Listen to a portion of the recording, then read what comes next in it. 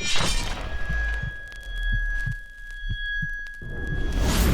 Larry Vickers, Vickers Tactical Channel. Today I got for you here the most successful failure in military small arms history, the ArmaLite AR-18.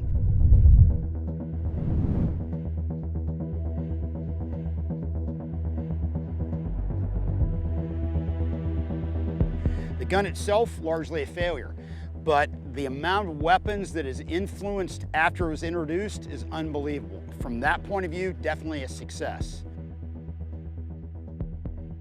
Came from ArmaLite, which was the small arms division of Fairchild. You may recognize them as having developed the AR-15, which they later sold to Colt.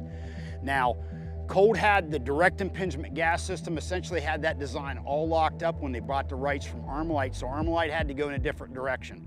Late 1950s, early 1960s and whatnot, they developed a fairly simple gun, the AR-16 in 7.62 NATO. Later on, they decided to scale it down to the AR-18 in 223, later known as 5.56, and this is what you see. Most of the time when you see these guns on the market, they're semi-automatic only AR-180s. They were made by ArmaLite in Costa Mesa. They were also made by Howa in Japan. They were also made by Sterling in England. Like I said, you will see our AR-18s out there, fully automatic select fire variants, but most of them by far are semi-automatic. And if you still shop around, you can generally find the Sterling-made semi-automatic AR-18s relatively reasonably priced. A lot of stamped sheet metal on this gun, both upper and lower.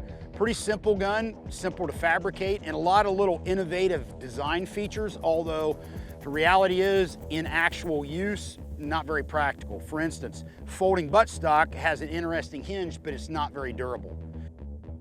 You see this little bracket right here, it indexes on the spigot to lock it into place. Also, the magazine looks like it might be interchangeable with the M16. Essentially the same envelope, but it's not interchangeable without modification. The mag catch notch is on this side, not on this side like it is with an M16. As a matter of fact, this is a modified 20-round M16 magazine. You have to grind off the hump in order to be able to insert it into the mag and make sure you have a notch in the magazine to lock it into place.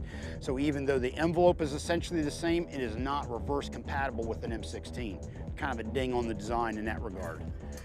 Bolt hold open device is active. However, to release it, there's no external bolt hold open release like there is on an M16 on the left-hand side of the receiver. You have to reach up the charging handle, pull it slightly to the rear and let it go.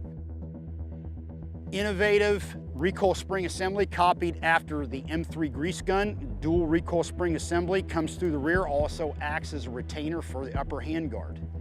Gas system is copied from the SVT-40 or the German G43, very widely copied throughout the small arms industry. A variation in the HK-G36, also variation in the HK-416. LWRC uses essentially a direct copy of it. Countless guns. The Magpul Masada, which became later the Bushmaster ACR, essentially uses the same gas system. The gun that copied this more than any other, including the ejection port cover and the magazine release, the British SA-80 bullpup. The Brits essentially took this, turned it into a bullpup, and you had the SA-80. That gun has a real spotty record.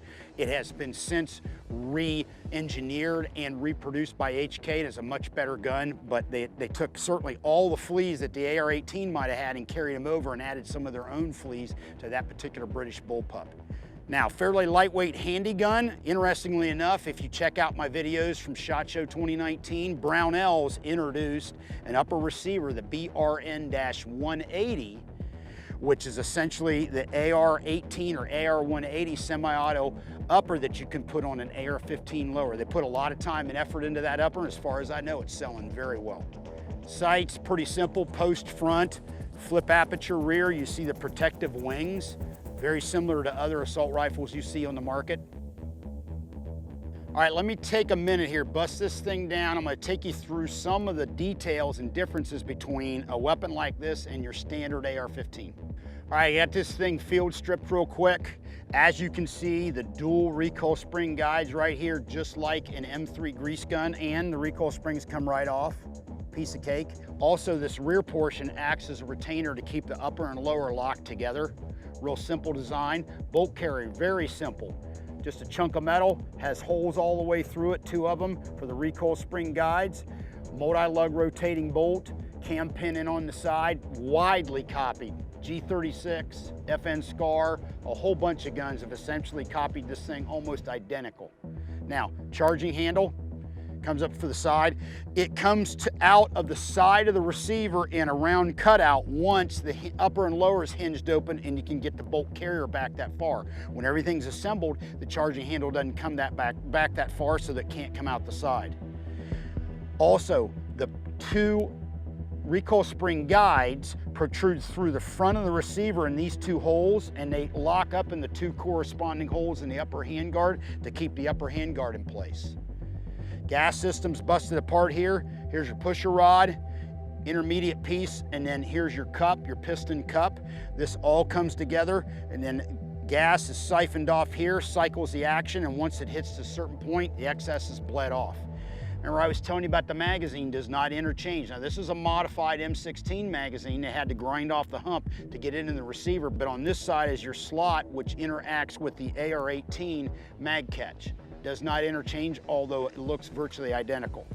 That's it, field stripped, very widely copied, also very easy to fabricate. You can see why this weapon has been copied all over the world.